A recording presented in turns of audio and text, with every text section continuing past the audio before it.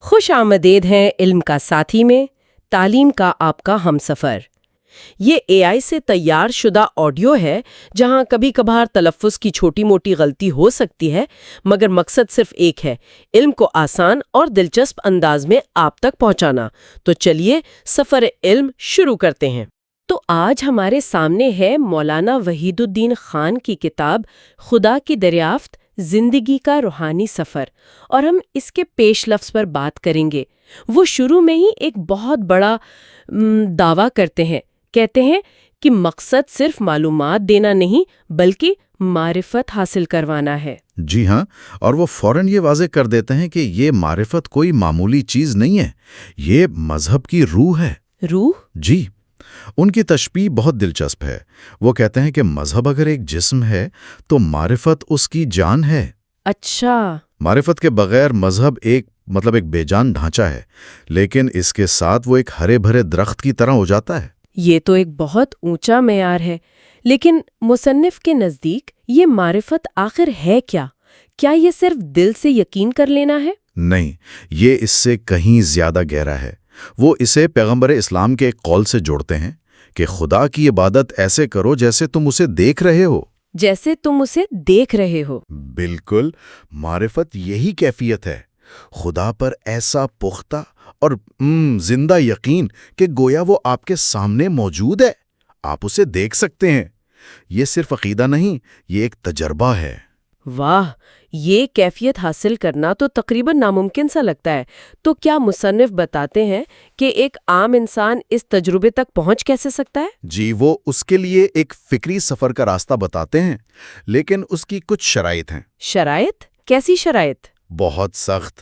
وہ کہتے ہیں کہ تلاش کرنے والے میں سچی لگن ہو، وہ اپنے آپ سے 100% ایماندار ہو، منفی سوچ سے پاک ہو، اور سب سے اہم، ہر قسم کے تعصبات سے خود کو آزاد کر لے۔ یہ تو خود ایک بہت بڑا چیلنج ہے۔ مکمل ایمانداری، کوئی تعصب نہیں۔ کیا کوئی زیادہ عملی راستہ بھی ہے؟ ہاں، وہ ایک دوسرا راستہ بھی بتاتے ہیں جو بہت سادہ منطق پر مبنی ہے۔ اچھا۔ تخلیق کو دیکھ کر خالق کو پہچاننا۔ جب ہم اپنے ارد گرد اتنی بڑی، اتنی منظم کائنات دیکھتے ہیں تو عقل کہتی ہے کہ اگر تخلیق ہے تو اس کا کوئی خالق بھی ضرور ہوگا۔ کیا کہیں گے، غیر متوقع موڑ لیتے ہیں۔ وہ روحانیت سے سیدھا فزکس میں چلے جاتے ہیں اور بگ بینگ تھیوری کی بات کرتے ہیں۔ بالکل، اور یہ بہت دلچسپ ہے۔ ان کا استدلال بہت سیدھا ہے۔ وہ کہتے ہیں کہ بگ بینگ کا نظریہ بتاتا ہے کہ کائنات کی ایک ابتدا تھی، یہ ہمیشہ سے نہیں تھی۔ صحیح۔ تو اگر کائنات کا ایک آغاز ہے تو لازماً کوئی اس کا آغاز کرنے والا بھی ہے۔ مصنف کے لیے یہ صرف ایک سائنسی حقیقت نہیں، بلکہ وہ اسے کہتے ہیں سائنس کی زبان میں خدا کی دریافت۔ لیکن بہت سے سائنسدان تو یہ نہیں مانیں گے۔ وہ کہیں گے بگ بینگ صرف ایک طبی واقعہ تھا، اس سے خدا کا وجود تو ثابت نہیں ہوتا۔ جی، لیکن مصنف کا مقصد سائنسی طور پر خدا کو ثابت کرنا ہے بھی نہیں۔ وہ اس فکری اثر کی بات کر رہے ہیں جو یہ دریافت ایک انسان پر ڈال سکتی ہے۔ فکری اثر؟ مطلب جب کسی کو یہ شعور ملتا ہے کہ کائنات کا ایک خالق ہے تو مصنف کے مطابق اس کے اندر ایک فکری اور روحانی دھماکہ ہوتا ہے۔ فکری اور روحانی دھماکہ، واہ! جی، یہ دریافت اس کی پوری شخصیت، اس کی سوچ، اس کی زندگی کو بدل کر رکھ دیتی ہے۔ یعنی یہ صرف ایک علمی نکتہ نہیں رہتا، بلکہ انسان کی ذات میں ایک انقلاب آ جاتا ہے۔ لیکن یہ سفر صرف عقل اور فکر تک تو محدود نہیں لگتا، ہے نا؟ مصنف دعا کا بھی ذکر کرتے ہیں۔ جی ہاں، اور یہ بہت اہم ہے۔ ان کے نزدیک دعا صرف کچھ الفاظ دہرانا نہیں، وہ اسے دل کی بے چینی کہتے ہیں۔ دل کی بے چینی؟ جی، اندرونی طوفان کا بیرونی اظہار۔ ان کا نقطہ یہ ہے کہ معرفت صرف یک طرفہ کوشش سے نہیں ملتی۔ انسان اپنی پوری ایمانداری سے اسے تلاش کرتا ہے، لیکن یہ عطا خدا کی طرف سے ہوتی ہے۔ اور اس عطا کے لیے سچی دعا ضروری ہے۔ بالکل، ایک بے چین اور سچی پکار۔ تو اگر ہم ساری بات کو سمیٹیں، مصنف یہ بتا رہے ہیں کہ معرفت ایک انتہائی گہرا ذاتی تجربہ ہے جو دو چیزوں کے ملنے سے حاصل ہوتا ہے۔ ایک طرف خالص فکری جستجو اور دوسری طرف خدا کی مدد کے لیے ایک سچی پکار، یعنی دعا۔ بالکل، مصنف نے معرفت کو ایک فکری اور روحانی دھماکے سے تشبیہ دی ہے۔ اس پر ایک سوال سوچنے کے لیے چھوڑا جا سکتا ہے۔ آج کی جدید دنیا میں جو ہر چیز کی سائنسی اور منطقی وضاحتوں سے بھری پڑی ہے، ایک عام انسان کے لیے اس فکری اور روحانی دھماکے کا تجربہ کرنا کیسا ہو سکتا ہے؟ اگر پوڈ کاسٹ سنتے سنتے آپ کا دماغ ہاں یار یہ تو کمال کا کانٹینٹ ہے کہہ رہا ہے تو بھائی پھر لائک ضرور کرو، شیئر کر دو دوستوں کے ساتھ، اور ہاں سبسکرائب کا بٹن دبانا مت بھولنا، ورنہ اگلی دفعہ یہ علم کا خزانہ مس بھی ہو سکتا ہے۔ پہلا باب ہے خدا کا عرفان اور اس کا مقصد۔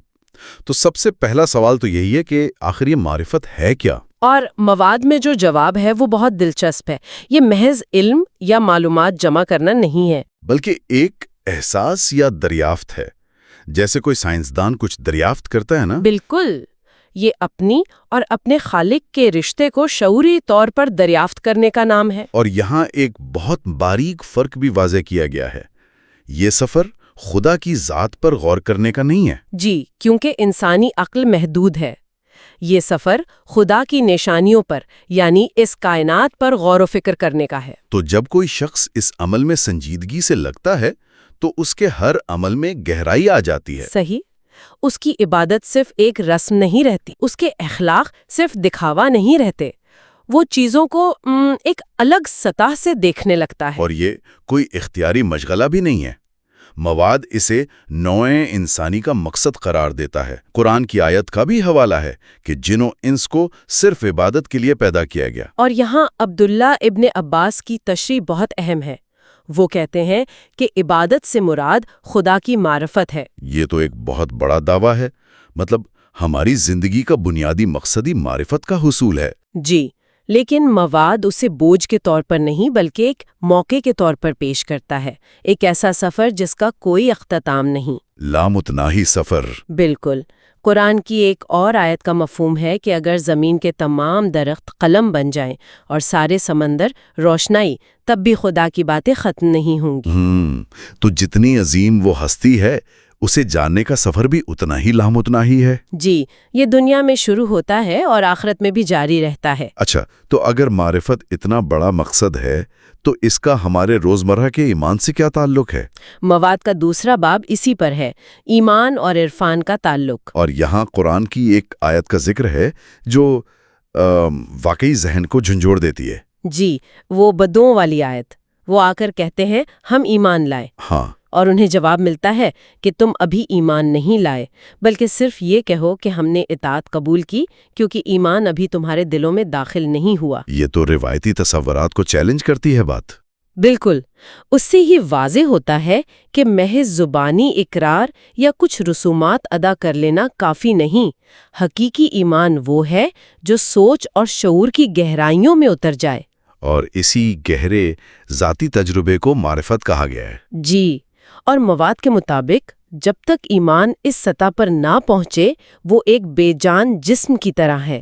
یہ ایک بہت سخت بات لگتی ہے کہ خدا کی نظر میں اس ایمان کی کوئی قیمت نہیں جب تک وہ گہری دریافت نہ بن جائے۔ اس کا مطلب تو یہ ہوا کہ لاکھوں لوگ جو صرف روایت کی بنیاد پر ایمان رکھتے ہیں، ان کا ایمان نامکمل ہے۔ دیکھیں، مواد اسے نامکمل سے زیادہ سفر کا آغاز کہتا ہے۔ اطاعت پہلا قدم ہے، منزل معرفت ہے۔ اچھا، اور اس کی ایک نشانی بھی بتائی گئی ہے۔ قرآن میں ذکر ہے کہ جب کچھ لوگ سچائی کو پہچانتے ہیں تو شدت احساس سے ان کی آنکھوں سے آنسو جاری ہو جاتے ہیں۔ یہ آنسو ایک اندرونی انقلاب کی علامت ہے۔ بالکل، یہ ثبوت ہے کہ بات صرف دماغ تک نہیں رہی بلکہ پورے وجود نے اسے قبول کر لیا ہے۔ اسی لیے مذہب کے دو پہلو ہیں، ایک ظاہری جو قوانین ہے اور دوسرا باطنی جو معرفت ہے۔ یعنی معرفت دین کی روح ہے۔ جی بالکل۔ اگر یہ سفر اتنا ضروری ہے تو سوال یہ ہے کہ انسان اسے شروع کہاں سے کرے؟ کیا اس کی کوئی ایک ہی قسم ہے؟ تیسرا باب ہے عرفان کے مدارج اور حصول کا طریقہ، اور مجھے یہ بات بہت دلچسپ لگی کہ اس کی 3 الگ الگ قسمیں بتائی گئی ہیں۔ جی، اور ان میں سے صرف ایک ہمارے اختیار میں ہے۔ پہلی قسم تو پیغمبروں کو براہ راست مشاہدے سے حاصل ہوئی، جیسے حضرت ابراہیم کو آسمان اور زمین کی بادشاہت کا دکھایا جانا۔ صحیح، وہ خاص ان کے لیے تھی۔ دوسری سطح وہ ہے جسے کوئی بھی تجربہ کر سکتا ہے، اور وہ ہے اپنی بے بسی کی دریافت۔ یہاں حضرت علی رضی اللہ تعالیٰ عنہ کا ایک قول ہے جو بہت گہرا ہے۔ جی، میں نے اپنے رب کو اپنے ارادوں کے ٹوٹنے سے پہچانا۔ بالکل۔ یہ ایک لمحے کے لیے رک کر سوچنے کی بات ہے، یعنی معرفت کا ایک راستہ اپنی کامیابیوں میں نہیں بلکہ اپنی ناکامیوں میں ہے۔ جب انسان یہ جان لیتا ہے کہ وہ کتنا بے بس ہے تو اسے خدا کے لامحدود قدرت کا حقیقی اندازہ ہوتا ہے۔ صحیح۔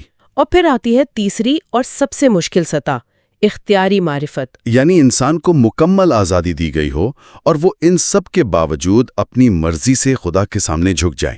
جی، یہ معرفت کی بلند ترین شکل ہے۔ اور یہاں ایک بہت ہی حیران کن خیال پیش کیا گیا ہے۔ مصنف 20ویں صدی کے فزکس سے بلیک ہولز کی مثال لیتے ہیں۔ جی، یہ ایک بہت بڑا دعویٰ ہے۔ وہ کہتے ہیں کہ جس طرح بلیک ہول روشنی کو بھی روک لیتا ہے، اسی طرح خدا نے انسان کو حقیقی آزادی دینے کے لیے اپنی قدرت کو عارضی طور پر روک رکھا ہے۔ تو اس کا اصل مطلب کیا ہوا؟ مطلب یہ کہ خدا اگر چاہتا تو اپنی طاقت کا ایسا مظاہرہ کرتا کہ کسی کے پاس انکار کی گنجائش ہی نہ رہتی۔ اچھا۔ لیکن اس نے ایسا نہیں کیا۔ اس نے اپنی قدرت پر ایک پردہ ڈال دیا تاکہ انسان اپنی عقل استعمال کر کے اسے خود دریافت کرے۔ اسی نقطے کو سمجھنا ہی معرفت ہے۔ یعنی ایک ہی وقت میں اپنی مکمل بے بسی اور مکمل آزادی کو سمجھنا۔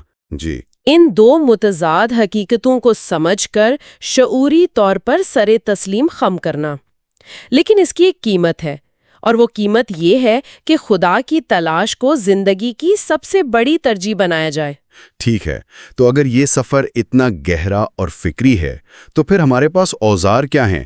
کیا اس کے لیے کوئی خاص روحانی طاقت چاہیے؟ چوتھا باب اسی نقطے پر ہے، عقل، دل اور کائنات۔ اور یہاں ایک بڑا سوال اٹھایا گیا ہے کہ معرفت کا مرکز دل ہے یا دماغ؟ یہ قلب یا دل کا لفظ واقعی بہت دلچسپ ہے۔ جی۔ آج کل ہم دل کو جذبات کا مرکز سمجھتے ہیں، لیکن مواد کے مطابق اور پرانی عربی میں بھی قلب کا مطلب سوچنے سمجھنے کی صلاحیت یعنی عقل بھی ہوتا تھا۔ جیسے ہم کہتے ہیں دل سے سوچو تو اس کا مطلب گہرائی سے غور کرنا ہوتا ہے۔ بالکل۔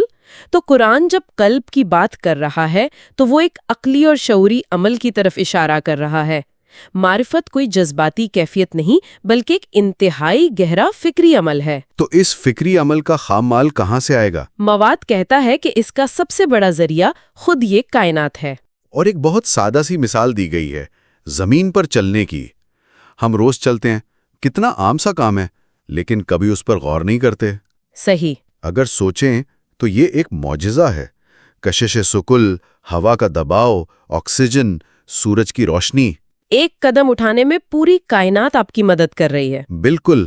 اور اسی سے جڑی ایک اور بات ہے، جدید سائنس کی دریافتیں معرفت کے لیے روحانی غذا ہیں۔ جب آپ آئنسٹائن کا وہ مشہور جملہ پڑھتے ہیں کہ کائنات کے بارے میں سب سے ناقابل فہم بات یہ ہے کہ یہ قابل فہم ہے، تو یہ چیزیں آپ کو گہرائی میں سوچنے پر مجبور کرتی ہیں۔ جی، یہ کائنات ایک کھلی کتاب ہے جو ہر لمحہ اپنے بنانے والے کی ذہانت کی گواہی دے رہی ہے۔ ضرورت صرف غور سے پڑھنے والے کی ہے۔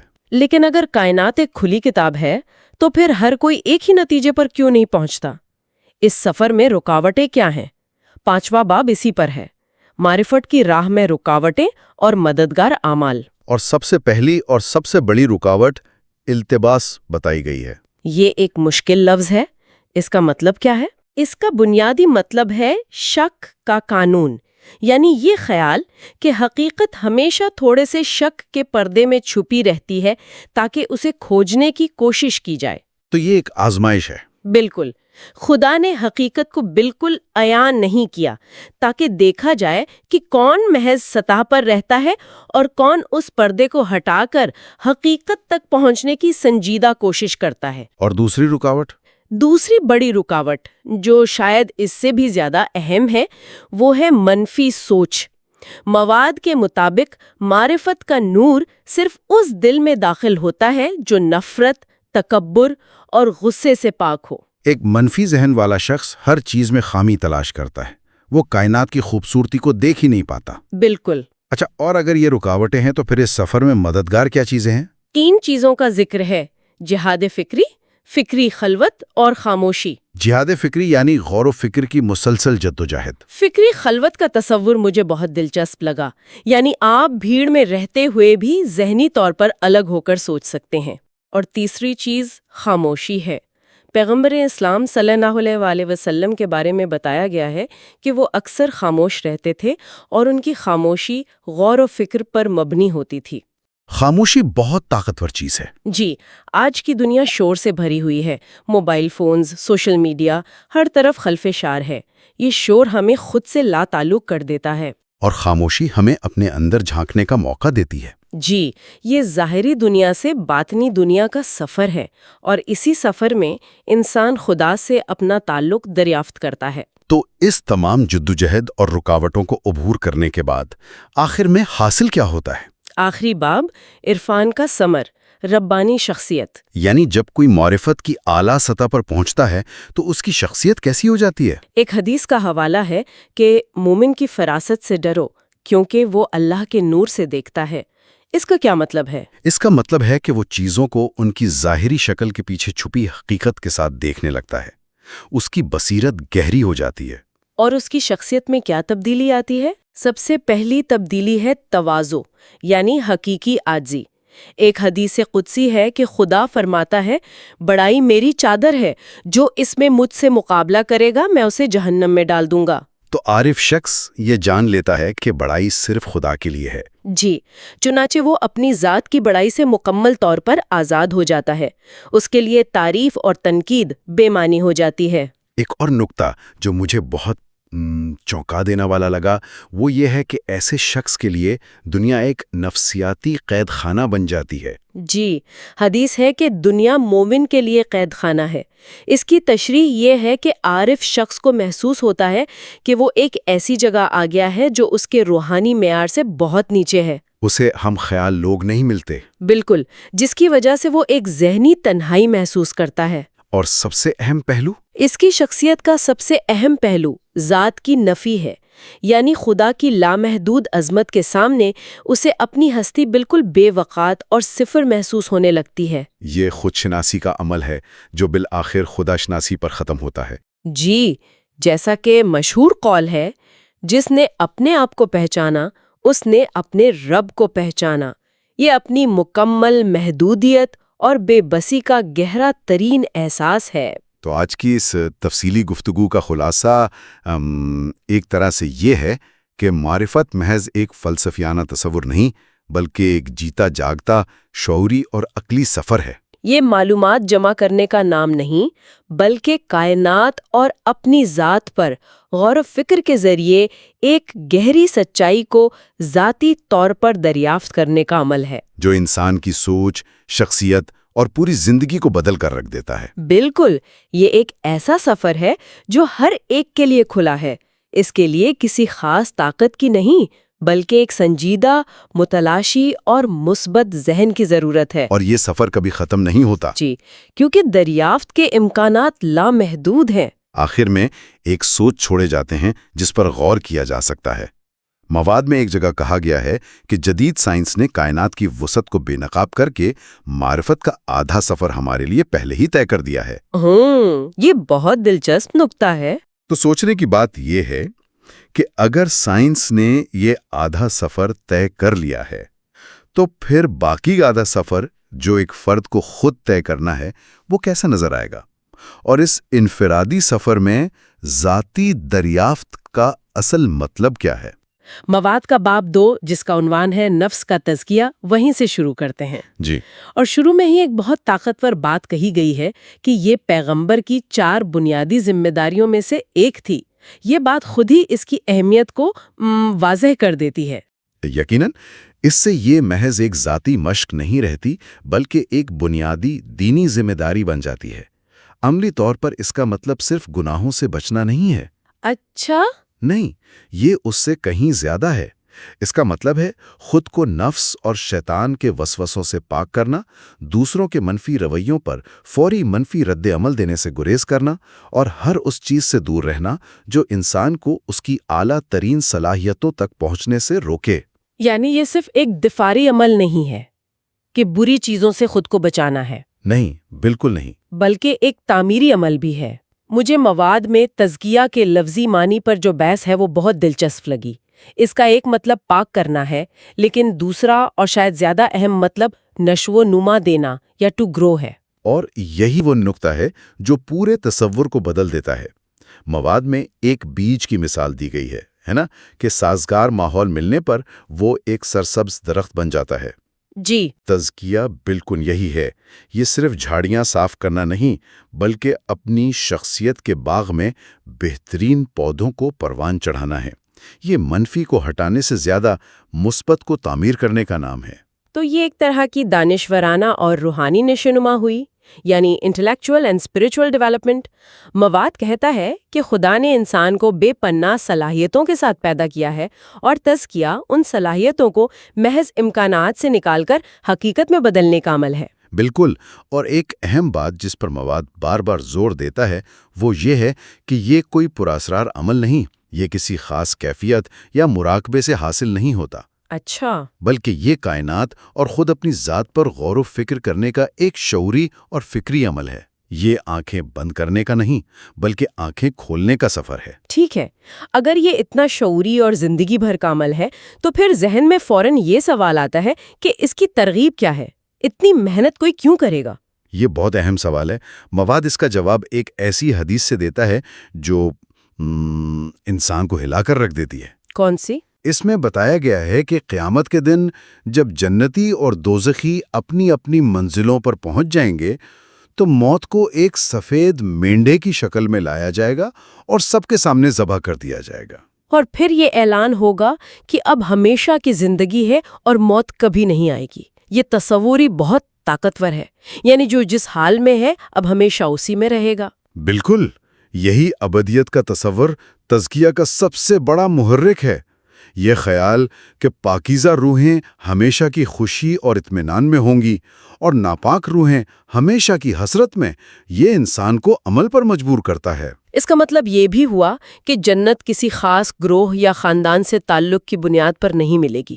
مواد واضح کرتا ہے کہ یہ خالصتاً میرٹ پر مبنی ہوگی۔ جی بالکل۔ صرف پاکیزہ روحیں ہی اس کے اہل ہوں گی، اور اس معیار تک پہنچنے کے لیے اپنی خواہشات، اپنے تکبر، ان سب پر قابو پانا لازمی ہے۔ یہی اس کی بنیاد ہے۔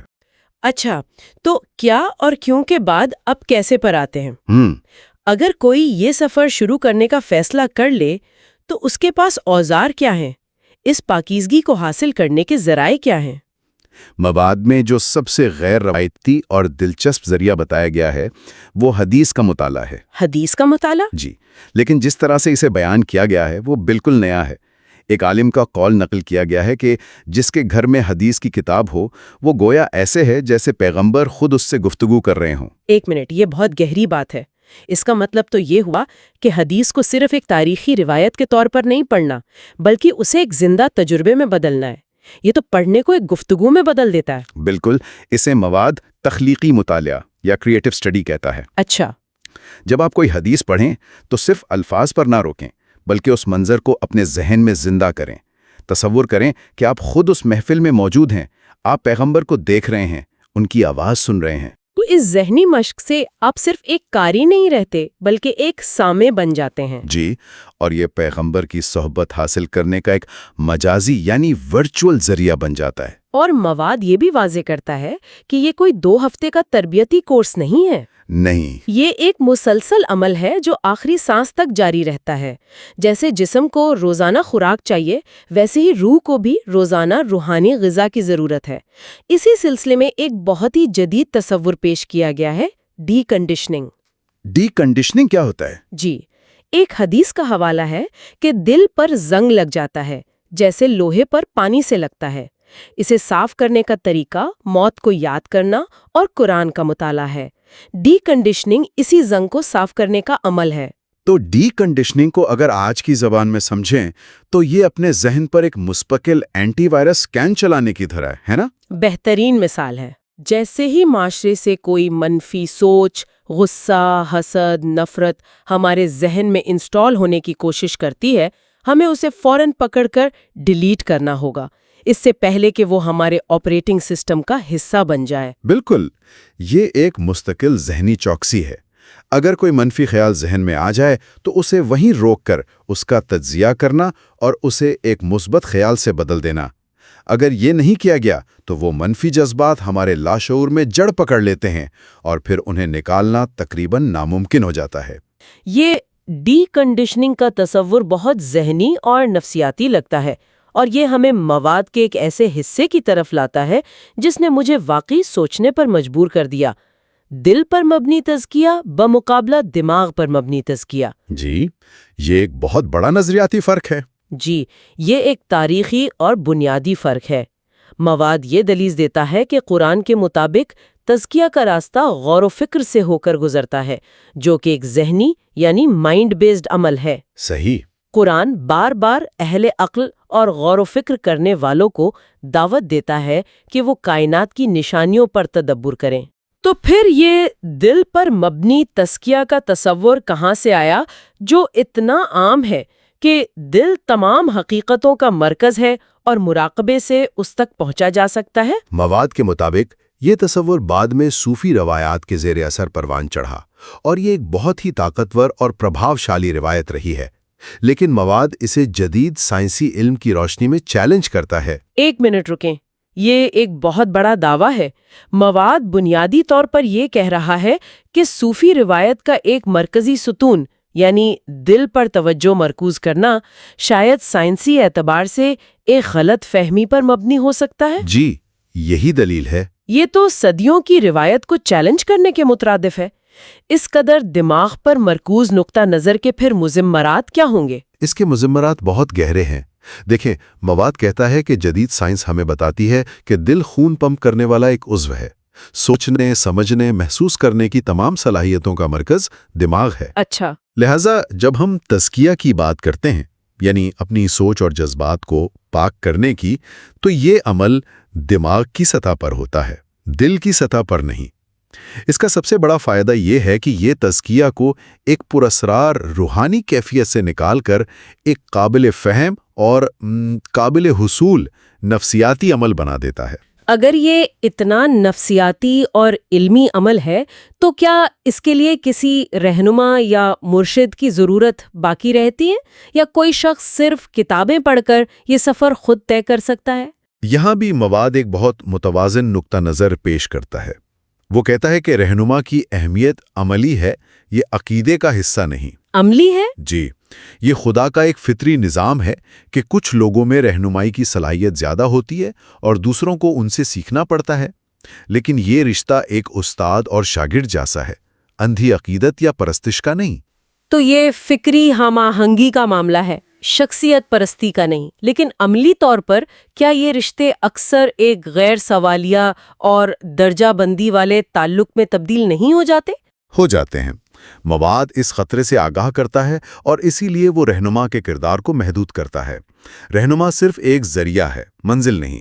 مواد وسیلے یا میڈیشن کے تصور کو سختی سے مسترد کرتا ہے۔ صحیح۔ تزکیہ کا تعلق خدا کے ساتھ براہ راست قائم ہوتا ہے۔ قرآن کہتا ہے کہ خدا انسان کی شہ رگ سے بھی زیادہ قریب ہے۔ جب خدا اتنا قریب ہے تو کسی درمیانی واسطے کی ضرورت کیوں پیش آئے گی؟ یہ بہت واضح پیغام ہے۔ تو راستہ براہ راست ہے، اوزار فکری ہیں اور عمل نفسیاتی ہے۔ اب سوال یہ ہے کہ اس راستے پر چلنے کی شرائط کیا ہیں؟ داخلے کی قیمت کیا ہے؟ مواد کے مطابق اس کی سب سے پہلی اور سب سے اہم شرط عاجزی ہے۔ جس طرح بنجر اور سخت زمین پر بہترین بیج بھی نہیں اگ سکتا، اسی طرح ایک متکبر شخص کبھی خود کی پاکیزگی حاصل نہیں کر سکتا۔ لیکن عاجزی کا مطلب کیا صرف ظاہری انکساری ہے؟ کیونکہ اکثر متکبر لوگ بھی عاجزی کا دکھاوا کرتے ہیں۔ یہ حقیقی عاجزی کیا ہے اور یہ تزکیہ کے لیے اتنی ضروری کیوں ہے؟ تکبر اس عمل کو کیسے روکتا ہے؟ بہت اچھا سوال ہے۔ دیکھیں، عاجزی کا مطلب ہے اپنی کمی کا حقیقی احساس اور سچائی کو قبول کرنے کی آمادگی۔ تکبر سیکھنے کے عمل کو مکمل طور پر بند کر دیتا ہے۔ کیسے؟ ایک متکبر شخص کا دماغ ایک بند نظام کی طرح ہوتا ہے۔ وہ یہ سمجھتا ہے کہ اس کے پاس پہلے سے ہی تمام جوابات موجود ہیں۔ اس کے برعکس عاجزی اس بات کا اعتراف ہے کہ آپ کا علم نامکمل ہے۔ یہ وہ اوپن پورٹ ہے جو نئے ڈاٹا کو یعنی نئی سچائیوں کو موصول کرنے کی اجازت دیتا ہے۔ اس کے بغیر فکری نشوونما ناممکن ہے۔ عاجزی کے علاوہ مواد قربانی کی بھی بات کرتا ہے۔ یہ کوئی جسمانی قربانی نہیں بلکہ نفسیاتی قربانی ہے۔ جی بری عادتیں چھوڑنا، فضول باتوں سے دور رہنا، شہرت اور دولت کی ہوس کو ترک کرنا۔ جی، یہ سب نفسیاتی قربانیاں ہیں، اور یہ اس بات کی طرف اشارہ کرتا ہے کہ تزکیہ کا پورا عمل ہی نفسیاتی ہے۔ یہ کسی ورد یا جسمانی ورزش سے نہیں بلکہ ایک مثبت فکری نشوونما سے حاصل ہوتا ہے، یعنی ایک ایسا ذہن تیار کرنا جو منفی کو مثبت میں بدل سکے، جو تخلیق میں خالق کو دیکھ سکے، اور جو روزمرہ کے مادی واقعات میں بھی روحانی سبق تلاش کر سکے۔ بالکل۔ تو ہم نے کیا، کیوں اور کیسے کا تفصیل سے جائزہ لے لیا ہے، لیکن اب آخری اور سب سے بڑا سوال، اس سب کا ختمی مقصد کیا ہے؟ اگر کوئی شخص اس مشکل زندگی بھر کی جدوجہد میں کامیاب ہو جائے تو اس کا نتیجہ کیا ہے؟ صرف ذاتی نجات سے بڑھ کر بھی کچھ ہے؟ یہاں مواد ایک بہت ہی بلند مقصد پیش کرتا ہے۔ وہ کہتا ہے کہ تزکیہ کا الٹیمیٹ مقصد مستقبل کی ایک روحانی تہذیب یا جنت کے معاشرے کے لیے موزوں روحوں کو تیار کرنا ہے۔ یہ ایک بہت بڑا تصور ہے۔ اس کا کیا مطلب ہے کہ اس دنیا میں جنت کے معاشرے کی تیاری ہو رہی ہے؟ خیال یہ ہے کہ اس دنیا میں انسان کو آزمائش کے لیے آزادی دی گئی ہے۔ انسان اکثر اس آزادی کا غلط استعمال کر کے ایک غیر روحانی، مادی اور خود غرض تہذیب قائم کرتا ہے۔ صحیح۔ لیکن خدا کا منصوبہ ایک ایسی تہذیب کا ہے جو خالصتاً روحانی اصولوں پر مبنی ہو۔ تزکیہ کا عمل دراصل اس اعلیٰ تہذیب کے شہری تیار کرنے کا پروگرام ہے۔ یہ ان افراد کی تیاری ہے جو اس مثالی معاشرے میں رہنے کے قابل ہوں، کہ انسان اپنی اس فطری حالت پر واپس آ جائے جس پر اسے پیدا کیا گیا تھا۔ جی، یعنی تمام منفی سماجی کنڈیشننگ سے آزاد ہو کر اپنی خالص فطرت کو دوبارہ دریافت کر لے۔ بالکل، یہ اپنی اصل کی طرف واپسی کا سفر ہے۔ تو آج ہم نے تزکیہ کے تصور کو ایک بالکل نئی روشنی میں دیکھا ہے۔ ہم نے یہ سمجھا کہ یہ کوئی پراسرار رسم نہیں بلکہ ایک مسلسل دماغ پر مبنی عمل ہے جو صرف پاکیزگی نہیں بلکہ روحانی اور فکری نشوونما کا نام ہے۔ صحیح۔ یہ غور و فکر، خود احتسابی، عاجزی اور خدا کے ساتھ براہ راست تعلق سے حاصل ہوتا ہے۔ یہ اپنی فطری اور پاکیزہ حالت کی طرف واپسی کا ایک شعوری اور نفسیاتی سفر ہے۔ اور یہیں سے ایک آخری گہرا سوال پیدا ہوتا ہے جس پر غور کیا جا سکتا ہے۔ مواد یہ بتاتا ہے کہ ہمارے روزمرہ کے مادی تجربات روحانیت سے بھٹکانے والی چیزیں نہیں بلکہ خود روحانیت کا خام ہیں۔ اچھا۔ چیلنج دنیا سے بھاگنا نہیں بلکہ یہ سیکھنا ہے کہ ہر مادی مشاہدے کو روحانی غذا میں کیسے تبدیل کیا جائے۔ اگر ٹریفک میں پھنسنے سے لے کر بارش کے قطرے کو دیکھنے تک ہر واقعہ خود کی پاکیزگی کے سفر میں ایک سیڑھی بن جائے تو کسی کی روزمرہ کی زندگی میں کیا انقلابی تبدیلی آ سکتی ہے؟ یہ دنیا سے فرار نہیں بلکہ دنیا کے اندر رہ کر اسے ایک اعلیٰ مقصد کے لیے استعمال کرنے کا فن ہے۔ تیسرے باب پر گہرائی سے بات کریں گے جس کا عنوان ہے خدا پر مبنی زندگی۔ A God-oriented life۔ بہت ہی دلچسپ عنوان ہے۔ جی، اور اس باب کا جو مرکزی خیال ہے نا وہ یہ ہے کہ خدا کی معرفت کا راستہ کہیں باہر نہیں ہے، وہ خود ہماری ذات اور کائنات کے مشاہدے سے شروع ہوتا ہے۔ بالکل، مصنف ہمیں ایک طرح سے دعوت دے رہے ہیں کہ ہم اپنی جانی پہچانی دنیا کو ایک بالکل نئے زاویے سے دیکھیں، ایک نئی اینک سے۔ جی، ایک نئی اینک سے۔ اور وہ کہتے ہیں کہ روحانیت کوئی الگ چیز نہیں ہے کہ آپ اسے بس کسی خاص وقت میں اپنائیں، نہیں، بلکہ یہ ایک سوچ ہے، ایک نظریہ ہے جسے پہن کر آپ اپنی پوری زندگی کو دیکھتے ہیں۔ صحیح۔ اور اس باب کا محور یہی ہے کہ انسان کی اپنی تخلیق، کائنات کا نظام اور ہماری روزمرہ کی زندگی، یہ سب خدا کو پہچاننے کے اشارے ہیں۔ تو آئیے اسی پہلے اشارے سے شروع کرتے ہیں۔ باب کا آغاز ہوتا ہے انسان کی تخلیق سے۔ مصنف اسے کہتے ہیں ایک غیر معمولی تخلیق۔ جی، وہ قرآن کی آیات کا حوالہ دیتی ہیں، جیسے سورۃ التین کی آیت ہے لَقَدْ خَلَقْنَا الْإِنسَانَ فِي أَحْسَنِ تَقْوِيمٍ، یعنی ہم نے انسان کو بہترین ساخت پر پیدا کیا۔ جی، احسن تقویم۔ یہ تصور بہت طاقتور ہے۔ مصنف کہتے ہیں کہ انسان کو صرف ایک خوبصورت جسم ہی نہیں ملا بلکہ ایک مکمل لائف سپورٹ سسٹم بھی دیا گیا ہے، اندرونی بھی اور بیرونی بھی۔ بالکل، اندر خون کی گردش، سانس کا نظام، سوچنے کی صلاحیت، اور باہر دیکھیں تو ہوا، روشنی، پانی، سب کچھ ایک دوسرے سے جڑا ہوا ہے۔ اور یہیں پر ایک بہت گہرا نفسیاتی نکتہ آتا ہے۔ اچھا؟ جی، جب انسان اپنی ان صلاحیتوں کو دیکھتا ہے، اپنی کامیابی، اپنی ذہانت، تو اس کے پاس دو رستے ہوتے ہیں۔ ایک رستہ ہے تکبر کا، جہاں وہ کہتا ہے یہ سب میں نے خود حاصل کیا ہے، یہ میری محنت ہے۔ اور یہ سوچ اسے خود پسندی میں مبتلا کر دیتی ہے۔ بالکل۔ لیکن یہاں مجھے ایک سوال محسوس ہوتا ہے۔ آج کی دنیا میں جہاں اتنا مقابلہ ہے، لوگ ہر وقت خود کو کمتر محسوس کرتے ہیں۔ تو کیا یہ احسان تقویم کا خیال تکبر کے بجائے شدید مایوسی نہیں پیدا کر سکتا کہ بھئی اگر میں بہترین ساخت پر بنائی گئی ہوں تو پھر میں اتنی ناکام کیوں ہوں؟ بہت اہم سوال ہے یہ، اور مصنف کے مطابق مسئلہ احسان تقویم کے تصور میں نہیں بلکہ اس کی تشریح میں ہے۔ دوسرا راستہ جو تکبر کے بالکل مخالف ہے وہ ہے شکر گزاری کا۔ شکر گزاری؟ جی، اس راستے پر چلنے والا شخص کہتا ہے یہ صلاحیتیں میری اپنی نہیں بلکہ یہ خدا کا تحفہ ہیں، میں اس کی تخلیق کا ایک شاہکار ہوں۔ یہ احساس تکبر نہیں بلکہ عاجزی پیدا کرتا ہے۔ واہ! یہ سوچ کہ میں ایک عظیم فنکار کا فن پارہ ہوں آپ کو فنکار کی عظمت کا قائل کرتی ہے، اپنی نہیں۔ صحیح۔ اور اسی احساس سے دعا جنم لیتی ہے۔ مصنف ایک دعا کا ذکر کرتے ہیں جو اسی کیفیت سے نکلتی ہے۔ اے خدا، تو نے مجھے اتنی محبت سے بنایا، کیا تو اپنے شاکار کو آگ میں ڈالے گا؟ یہ تو سودے بازی نہیں لگتی، یہ تو محبت اور اعتماد کا اظہار ہے۔ بالکل، یہی نکتہ ہے۔ واہ! یہ تو سوچ کا پورا زاویہ ہی بدل دیتا ہے نا؟ جی۔ تو جب انسان اپنی ذات کے اس شاہکار ہونے پر غور کرتا ہے تو اگلا قدم کیا ہے؟ مصنف کے مطابق وہ اندرونی کائنات سے نظر اٹھا کر بیرونی کائنات کو دیکھتا ہے۔ بالکل، اور یہ دونوں جڑے ہوئے ہیں۔ مصنف کہتے ہیں کہ سورۃ الفاتحہ کی پہلی آیت الحمدللہ رب العالمین، سب تعریف اللہ کے لیے ہے جو تمام جہانوں کا رب ہے۔ جی، یہ کوئی فلسفیانہ جملہ نہیں ہے، یہ کائنات کو دیکھ کر انسان کا ایک فطری، ایک فوری رد عمل ہے۔ جب آپ رات کو آسمان پر لاکھوں ستارے دیکھتے ہیں تو آپ کے اندر سے بے اختیار کیا نکلتا ہے؟ سبحان اللہ۔ بس۔ اور آج کے سائنسی دور میں تو یہ بات اور بھی زیادہ گہری ہو جاتی ہے۔ ایک طرف ہم کیوس تھیوری پڑھتے ہیں جہاں ہر چیز بے ترتیب لگتی ہے، لیکن دوسری طرف جب ناسا کا ایک روبوٹ اربوں میل کا سفر طے کر کے مریخ پر ٹھیک اسی جگہ اترتا ہے جہاں اسے اترنا تھا، تو یہ کائناتی قانون کی ایک چھوٹی سی مثال ہے۔ جی، یہ اس ہم آہنگی کی مثال ہے۔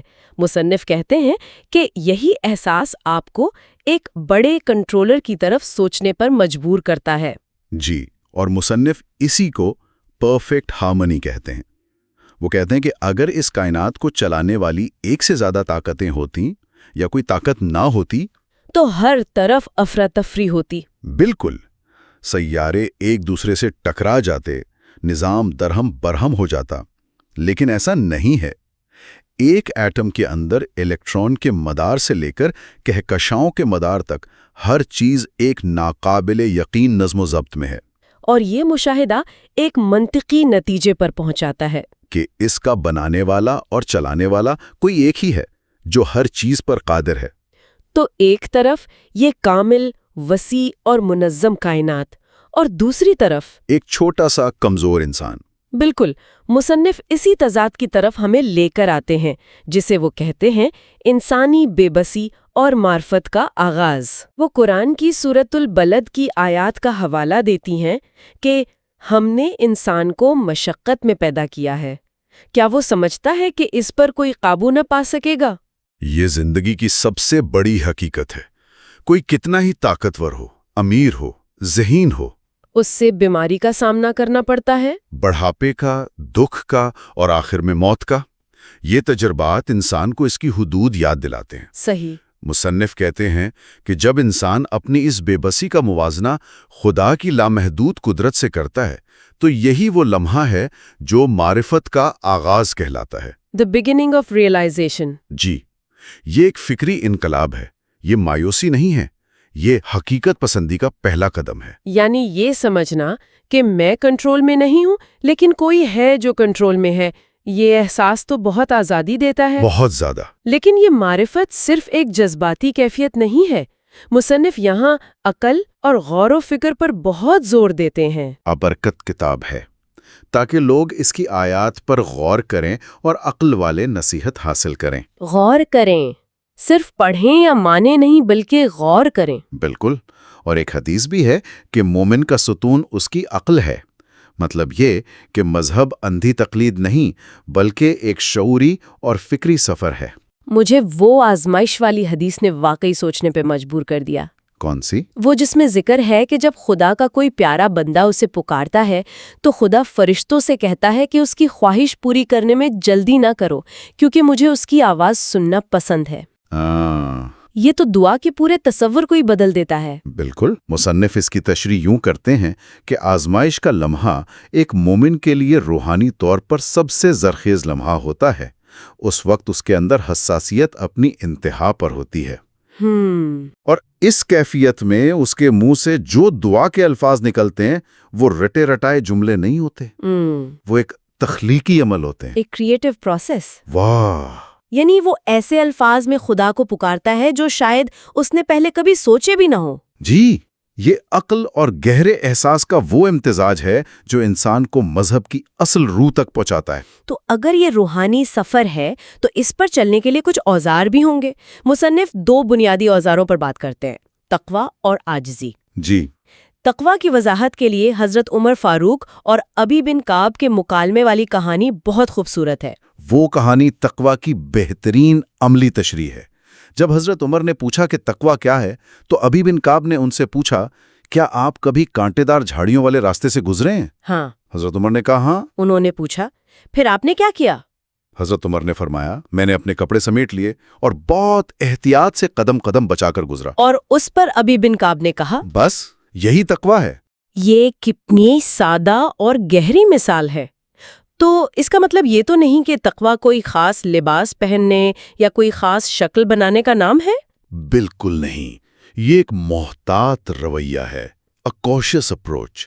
یہ دل کی ایک اندرونی کیفیت ہے۔ اس کا مطلب ہے کہ انسان دنیا میں رہتے ہوئے گناہوں سے، فتنوں سے، بری صحبتوں سے خود کو ایسے بچائے جیسے کوئی کانٹوں سے اپنا دامن بچاتا ہو۔ آج کے دور کے کانٹے کیا ہوں گے؟ شاید سوشل میڈیا پر لایانی بحثیں، مادیت پرستی، غیبت، حسد، ان سب سے اپنا دامن بچا کر شعوری طور پر احتیاط سے زندگی گزارنا تقوی ہے۔ یہ کوئی منفی سوچ نہیں بلکہ اپنی روحانی صحت کی حفاظت کا ایک مثبت عمل ہے۔ اور اسی سے عاجزی کا تصور جڑا ہوا ہے۔ کتاب میں ایک بہت اہم نکتہ ہے کہ اپنی غلطی تسلیم کرنا ایک عظیم عبادت ہے، اور بہت مشکل کام ہے۔ بہت مشکل، چاہے خدا کے سامنے ہو یا انسانوں کے سامنے، کیونکہ یہ ہماری انا پر براہ راست حملہ ہوتا ہے۔ جب انسان کہتا ہے میں غلط تھا تو وہ اپنی انا کو قربان کرتا ہے، اور مصنف کے مطابق تکبر خدا اور انسان کے درمیان سب سے بڑا پردہ ہے۔ اور اس پردے کو ہٹانے کا ماہر طریقہ عاجزی ہے۔ جی، اپنی غلطی ماننا، معافی مانگنا، دوسروں کی رائے کا احترام کرنا، یہ سب عاجزی کی شکلیں ہیں۔ یہ سب مل کر شخصیت کی نشو و نما کا ایک پورا خاکہ بناتے ہیں، ہے نا؟ مصنف نے اس کے لیے 3 درجات کی بات کی ہے۔ جی، اور اس کے لیے ایک حدیث کا حوالہ دیا ہے جس میں انسان کو سونے اور چاندی جیسی دھات سے تشبیہ دی گئی ہے۔ اور اس کی وضاحت انہوں نے ایک صنعتی مثال سے کی ہے جو بہت دلچسپ ہے۔ ہاں، وہ کہتے ہیں کہ جس طرح زمین سے کچ دھات یعنی اور نکالی جاتی ہے جو پتھر اور مٹی میں ملی ہوتی ہے، یہ انسان کے پیدائشی حالت ہے۔ یہ پہلا درجہ ہے۔ جی، پھر اس کچ دھات کو بھٹی میں تپا کر صاف کیا جاتا ہے اور اس سے بنتا ہے لوہا، آئرن۔ یہ دوسرا درجہ ہے جو انسان تعلیم اور تربیت سے حاصل کرتا ہے، ایک مہذب شہری بن جاتا ہے، ایک کارآمد شہری۔ لیکن سفر یہاں ختم نہیں ہوتا۔ مصنف کے مطابق ایک تیسرا اور اعلیٰ ترین درجہ بھی ہے۔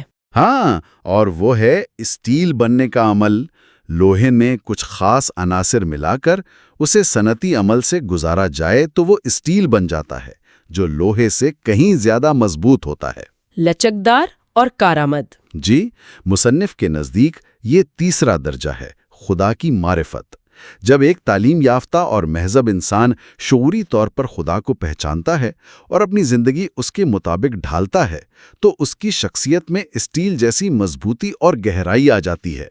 وہ صرف ایک اچھا انسان نہیں رہتا بلکہ ایک ربانی انسان بن جاتا ہے۔ یہ پورا عمل تزکیہ یعنی خود کو پاک کرنے کا سفر ہے۔ بالکل۔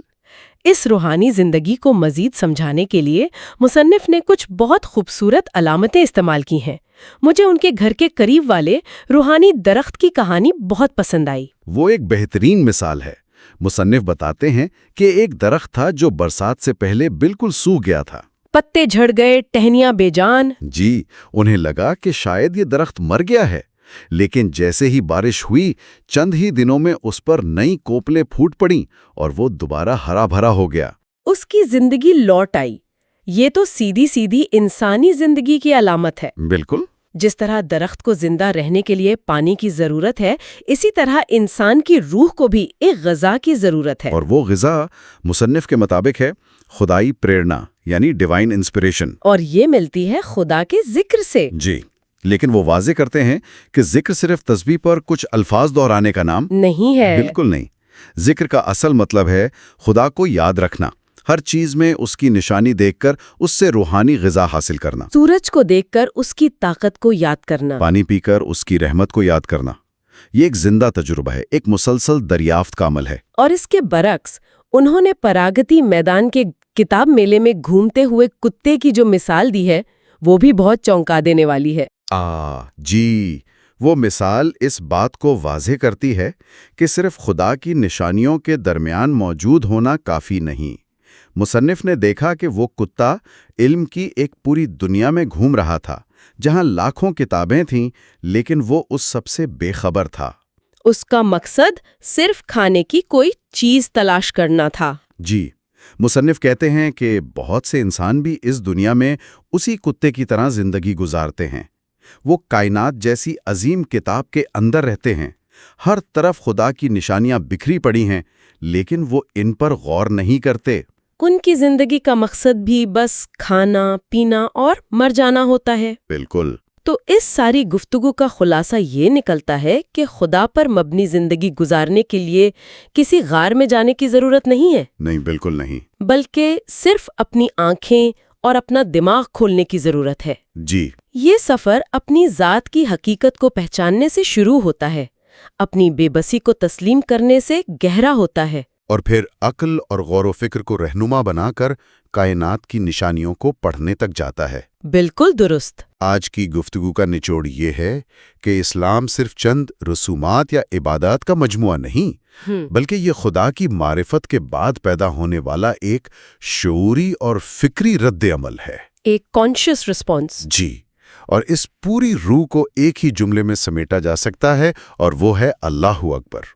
اس کا مطلب صرف یہ نہیں کہ اللہ سب سے بڑا ہے، بلکہ اس کا گہرا مطلب یہ ہے کہ عظمت صرف اور صرف خدا کے لیے ہے۔ اور جب عظمت صرف اس کے لیے ہے تو انسان کے حصے میں صرف عاجزی اور بندگی آتی ہے۔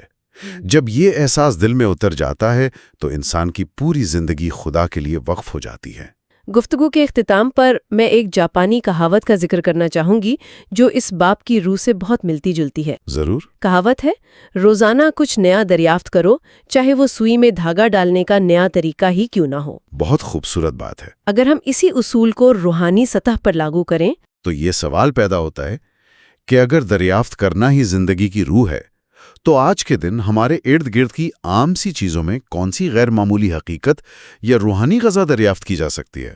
شاید صبح کی پہلی کافی میں، ٹریفک کے شور میں، یا کسی بچے کی معصوم مسکراہٹ میں۔ جی، مصنف کے مطابق جو شخص اس دریافت کے سفر پر نکل پڑتا ہے اس کی زندگی کبھی بورنگ نہیں ہو سکتی۔ وہ ہر لمحہ ایک نئی دنیا دریافت کر رہا ہوتا ہے۔ چوتھے باب یعنی خدا کی یاد پر۔ Remembrance of God. بالکل۔ مقصد یہ دیکھنا ہے کہ ذکر، دعا، شکر، یہ چیزیں جو ہمیں اکثر صرف رسمی عبادات لگتی ہیں، ان کے پیچھے کتنی گہری سوچ چھپی ہوئی ہے۔ صحیح۔ اور آج کی گفتگو کا آپ کہہ لیں مین پوائنٹ یہی سمجھنا ہے کہ روحانیت صرف کچھ الفاظ دہرانے کا نام نہیں ہے۔ اچھا۔ یہ ایک ذہنی سفر ہے، ایک فکری سفر جو کائنات پر غور کرنے سے شروع ہوتا ہے، اور ہم دیکھیں گے کہ یہ تصورات ہماری روزمرہ زندگی کو کیسے زیادہ بامقصد بنا سکتے ہیں۔ ٹھیک ہے، تو آئیے اس کو کھولتے ہیں۔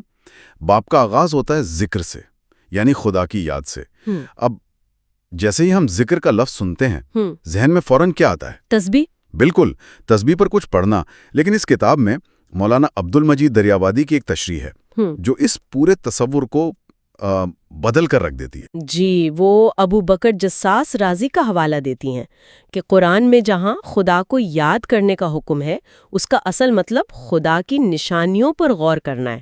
اچھا، نشانیاں؟ جی، اس کی قدرت، اس کی تخلیق میں جو حکمت ہے اس پر سوچنا۔ اور وہ یہ بھی کہتے ہیں کہ یہ فکری عبادت یعنی غور و فکر زبان سے کچھ دہرانے سے کہیں افضل ہے۔ یہ تو ایک بہت بڑا شفٹ ہے۔ یہ ذکر کو ایک جامد میکینیکل عمل سے نکال کر ایک متحرک، ایک زندہ تھنکنگ پروسیس بنا دیتا ہے۔ لیکن یہاں ایک سوال ہے، کیا اس کا مطلب یہ ہے کہ زبان سے ذکر کرنے کی کوئی اہمیت ہی نہیں ہے؟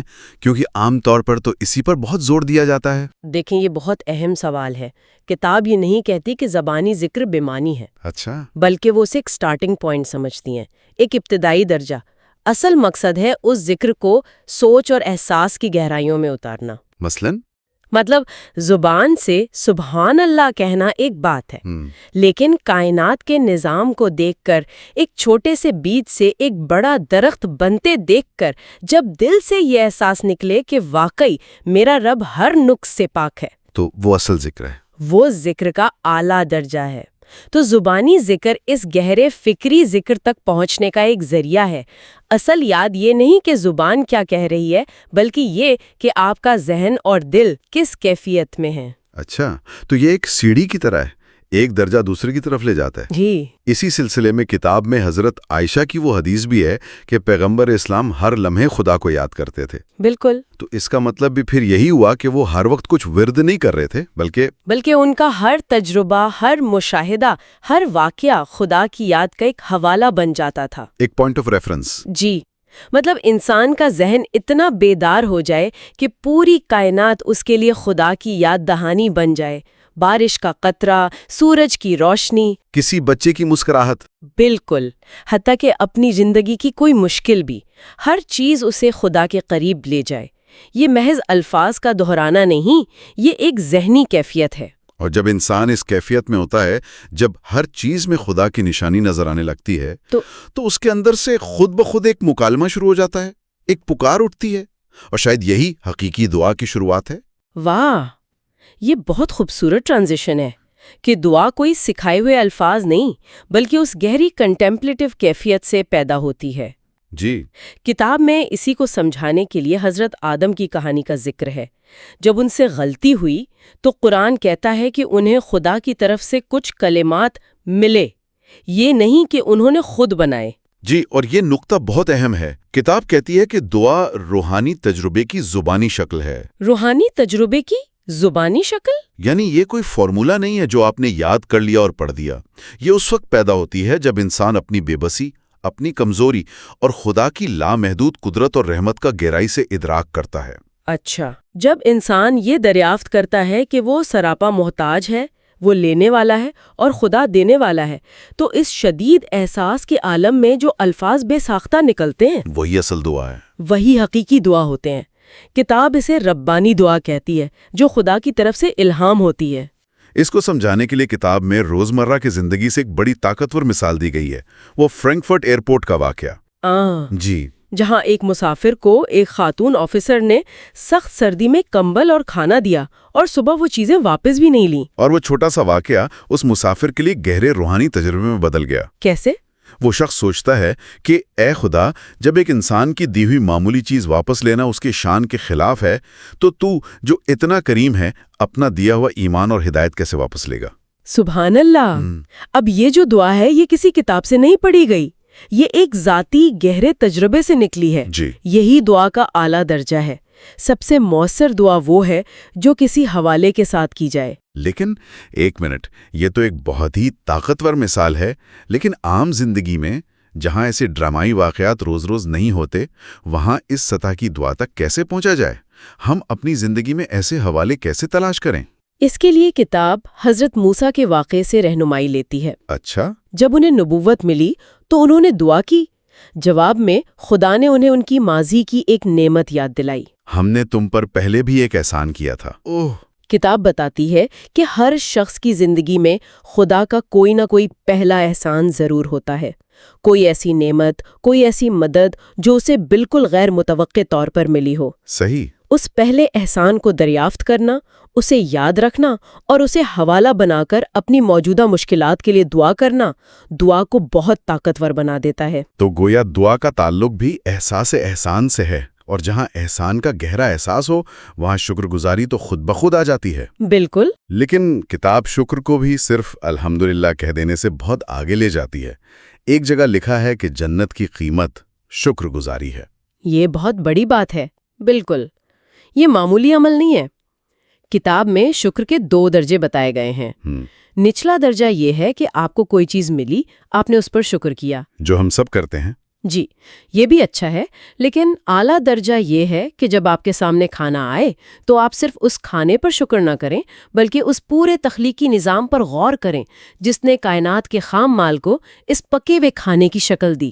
سورج، ہوا، پانی، مٹی، کسان کی محنت، اور پھر اپنے جسم کے اس پیچیدہ نظام پر غور کریں جو اسے توانائی میں بدلتا ہے۔ جب سوچ اس گہرائی تک جاتی ہے نا، تو شکر کا ایک سمندر دل میں امڑ آتا ہے۔ بالکل، یہ حقیقی شکر ہے۔ لیکن یہ اتنا آسان بھی تو نہیں ہے۔ ابلیس کا سب سے بڑا چیلنج ہی یہی تھا کہ وہ انسانوں کو ناشکرا بنائے گا۔ کتاب میں اسے شکر گزاری کا فن کہا گیا ہے، دی آرٹ آف گریٹیٹیوڈ۔ جی، یہ ہمارے فطرت کے خلاف جاتا ہے، خاص طور پہ مشکل حالات میں۔ بالکل یہی مطلب ہے۔ جب سب کچھ اچھا ہو تو شکر کرنا بہت آسان ہے، لیکن حقیقی فن یہ ہے کہ جہاں ناشکری کی بظاہر 100 وجوہات ہوں وہاں بھی شکر کا کوئی پہلو تلاش کر لیا جائے۔ صحیح۔ جب حالات منفی ہوں تب بھی مثبت پہلوؤں کو دیکھنا اور ان پر خدا کا شکر ادا کرنا، یہی اصل شکر ہے۔ اور یہ قربانی اس لیے ہے کہ اس میں آپ کو اپنی منفی سوچ، اپنی مایوسی، اپنی شکایت کو قربان کرنا پڑتا ہے۔ تو اس فن کو سیکھنے کا کوئی عملی طریقہ بھی بتایا گیا ہے؟ جی، ایک حدیث سے بہت ہی عملی نقطہ بتایا گیا ہے۔ وہ کیا؟ کہ دنیاوی معاملات میں ہمیشہ اپنے سے کمتر کو دیکھو تاکہ تمہیں خدا کی نعمتیں کم نہ لگیں، اچھا۔ اور دینی یا روحانی معاملات میں ہمیشہ اپنے سے برتر کو دیکھو تاکہ ان جیسا بننے کا شوق اور جذبہ پیدا ہو۔ یہ بہت سادہ لیکن بہت گہرا فارمولا ہے۔ جی، اگر اس پر عمل کیا جائے تو شکر گزاری کا احساس کبھی ختم نہیں ہوگا اور انسان ناشکری سے بچا رہے گا۔ اب تک ہم نے جتنی بھی باتیں کی ہیں، غور و فکر والا ذکر، تجربے سے نکلی ہوئی دعا اور ایک فن کے طور پر شکر گزاری، ان سب کا سورس تو آخرکار قرآن ہی ہے۔ یقیناً۔ لیکن اس کتاب میں قرآن سے ہمارے تعلق کے بارے میں جو بات کہی گئی ہے، سچ کہوں تو اس نے مجھے تھوڑا سا جھنجھوڑ کر رکھ دیا۔ مسٹر اے اور مسٹر بی کی مثال؟ جی، اس مثال نے مجھے سوچنے پر مجبور کر دیا کہ کیا واقعی ہم نے قرآن کو عملی زندگی سے اتنا الگ کر دیا ہے؟ وہ مثال واقعی آنکھیں کھولنے والی ہے۔ 2 لوگوں میں جائیداد کا تنازع ہے اور ایک کہتا ہے کہ اگر تم قرآن ہاتھ میں لے کر کہہ دو کہ یہ جائیداد تمہاری ہے تو میں مان لوں گا، اور دوسرا جواب دیتا ہے کہ اس معاملے کا قرآن سے کیا تعلق؟ بالکل، یہ ذہنیت ظاہر کرتی ہے کہ قرآن کو صرف قسم کھانے یا ثواب کے لیے تلاوت کرنے کی کتاب سمجھ لیا گیا ہے، ہدایت یا اطاعت کی کتاب نہیں۔ صحیح، یعنی غالب کی شاعری ہر وقت اس کی سوچ پر حاوی رہتی تھی۔ کتاب کہتی ہے کہ قرآن سے ایسا ہی ایک فکری رشتہ استوار کرنا تدبر ہے۔ بالکل، تدبر یہ ہے کہ قرآن آپ کی سوچ کا حصہ بن جائے، آپ دنیا کو قرآن کی نظر سے دیکھنا شروع کر دیں، آپ کے فیصلے، آپ کے رد عمل سب قرآنی فکر سے متاثر ہوں۔ اسی تدبر سے ایک اور دلچسپ تصور نکلتا ہے جس کا ذکر کتاب میں ہے، قرآن کی آیات کا توسیعی مفہوم۔ Extended meaning? یہ کیا چیز ہے؟ یہ بہت دلچسپ تصور ہے۔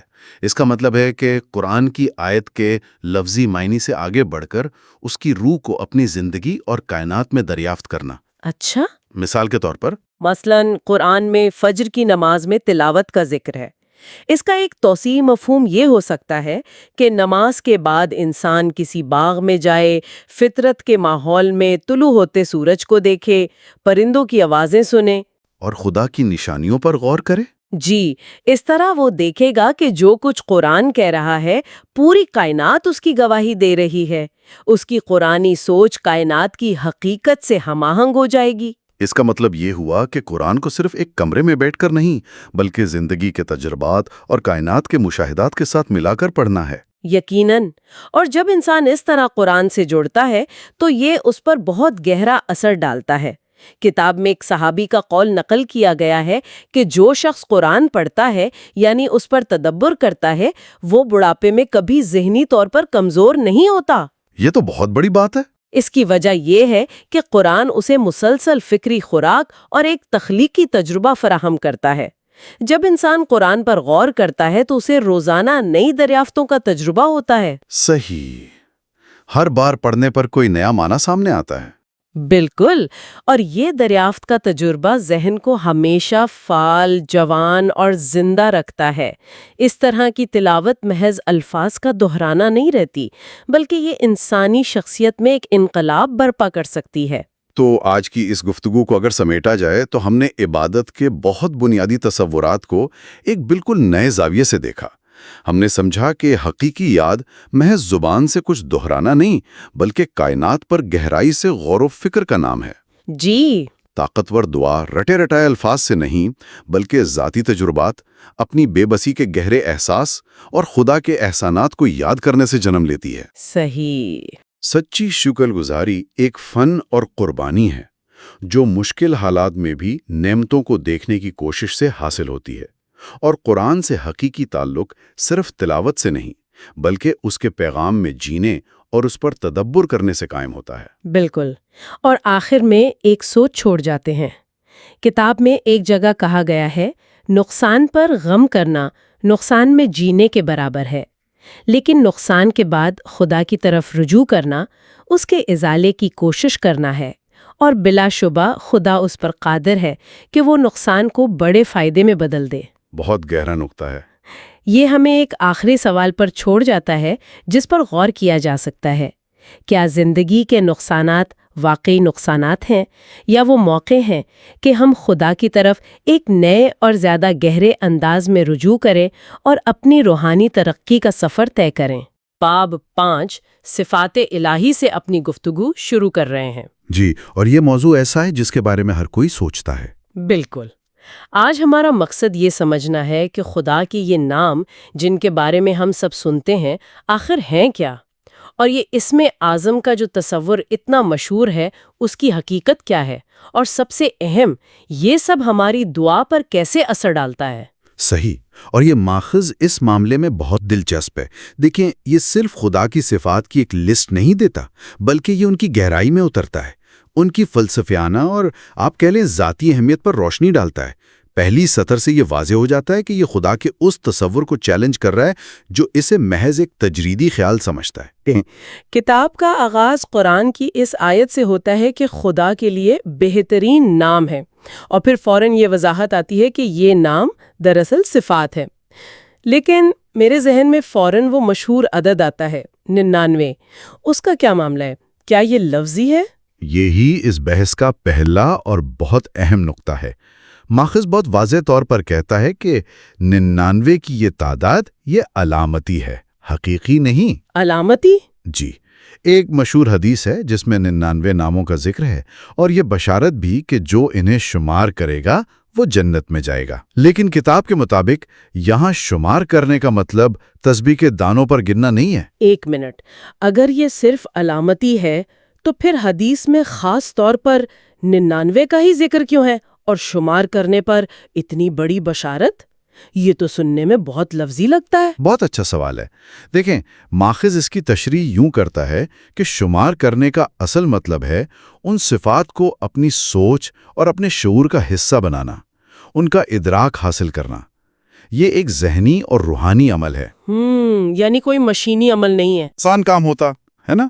اصل چیلنج ان صفات کے معنی کو اپنی زندگی میں جذب کرنا ہے۔ اچھا، تو یہ صرف رٹنے کا نہیں بلکہ سمجھنے اور محسوس کرنے کا عمل ہے۔ ماخذ میں یہ بھی ذکر ہے کہ کچھ علماء نے تو خدا کے ناموں کی تعداد 5000 تک بتائی ہے۔ جی، اور حقیقت یہ ہے کہ خدا کی صفات لامحدود ہیں، وہ انسانی زبان اور گنتی کے دائرے سے باہر ہیں۔ تو یہ 99 نام ان لا تعداد صفات کے سمندر میں سے گویا ایک تعارفی نمونہ ہے۔ صحیح۔ اور یہاں سب سے دلچسپ بات یہ ہے کہ ماخذ اسے انسانی تجربے سے جوڑتا ہے۔ وہ کہتا ہے کہ یہ نام دراصل ہمارے اندر جو روحانی احساسات پیدا ہوتے ہیں ان کے اظہار کا ایک ذریعہ ہے۔ اچھا، وہ کیسے؟ جب کوئی شخص کائنات کی کسی چیز کو دیکھتا ہے، اس کے کمال پر غور کرتا ہے، تو اس کے اندر ایک زبردست جذبہ پیدا ہوتا ہے۔ وہ اس عظمت کے اظہار کے لیے الفاظ ڈھونڈتا ہے۔ تو قرآن اسے وہ الفاظ دیتا ہے؟ جیسے جب انسان تخلیق کے عمل پر حیران ہوتا ہے تو پکار اٹھتا ہے فَتَبَارَكَ اللَّهُ أَحْسَنُ الْخَالِقِينَ۔ پاک ہے اللہ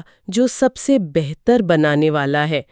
واہ، یعنی یہ نام ہمارے جذبات کو زبان دیتے ہیں۔ بالکل۔ یہاں معاملہ واقعی دلچسپ ہو جاتا ہے۔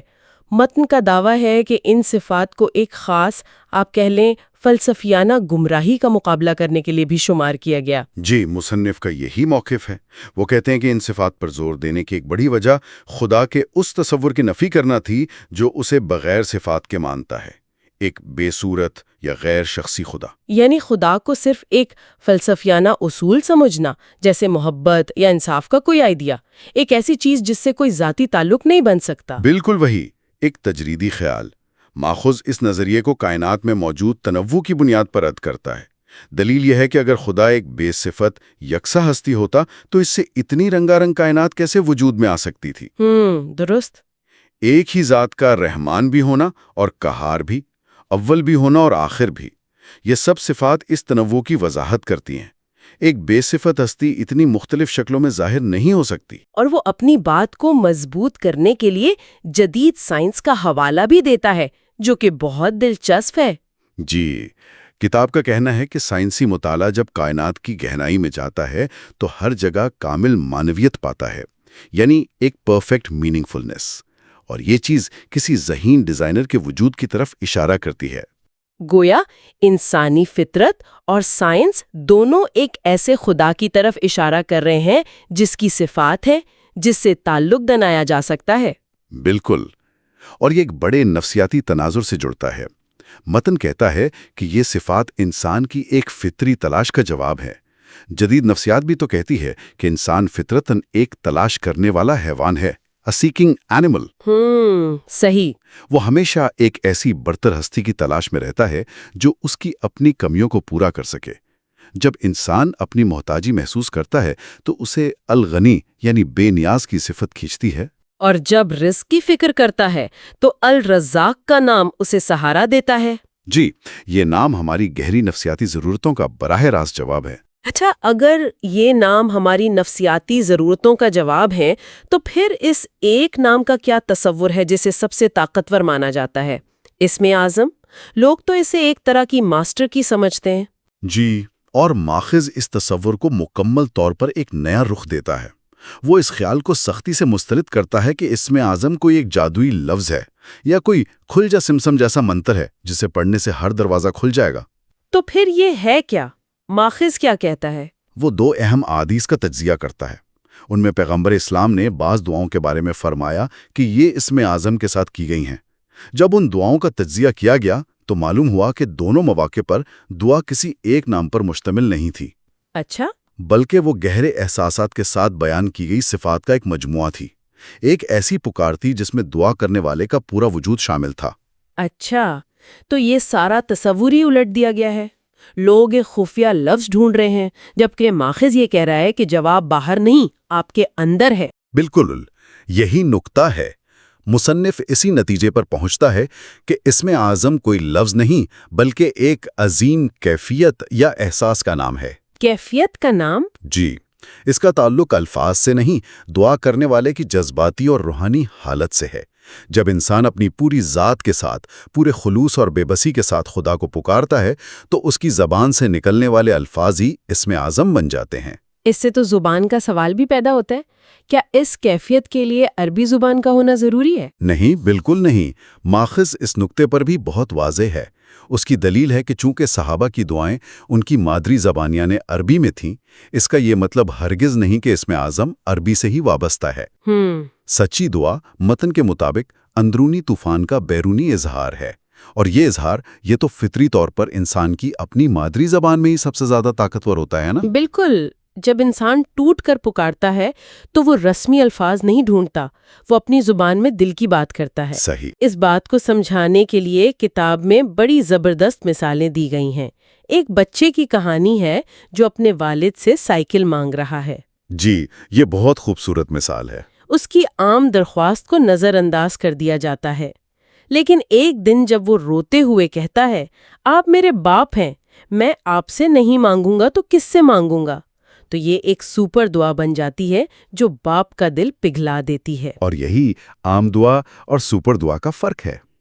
پہلی درخواست ایک عام مطالبہ تھی، لیکن دوسری دعا نے بیٹے کے مسئلے کو باپ کا ذاتی مسئلہ بنا دیا۔ صحیح، اس میں ایک تعلق، ایک انحصار اور ایک جذباتی اپیل شامل تھی۔ بالکل، ماخذ کے مطابق دعا بھی اسی طرح خدا کی رحمت کو اپنی طرف متوجہ کرتی ہے، جب وہ محض ایک خواہش کی فہرست نہ ہو بلکہ ایک گہرے تعلق کا اظہار ہو۔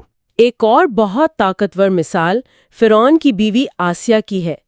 جب انہیں سزائے موت کا سامنا تھا، اس لمحے وہ دعا کرتی ہیں، اے میرے رب، میرے لیے اپنے پاس جنت میں ایک گھر بنا دے۔ کیا گہری دعا ہے!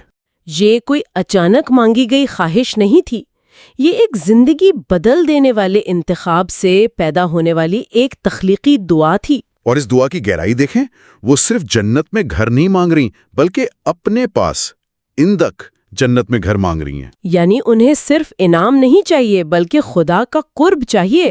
واہ! جی، یہ دعا ان کی پوری زندگی کے فلسفے کا نچوڑ تھی۔ اور پھر ماخذ میں مصنف کے اپنے ذاتی تجربات بھی شامل ہیں جو شاید سب سے زیادہ متاثر کن ہیں۔ جی، وہ کئی واقعات بیان کرتے ہیں۔ ایک موقع پر انہیں ایک بڑے مجمع کے سامنے اچانک تقریر کرنے کو کہا گیا۔ وہ بالکل تیار نہیں تھے اور گھبرا گئے۔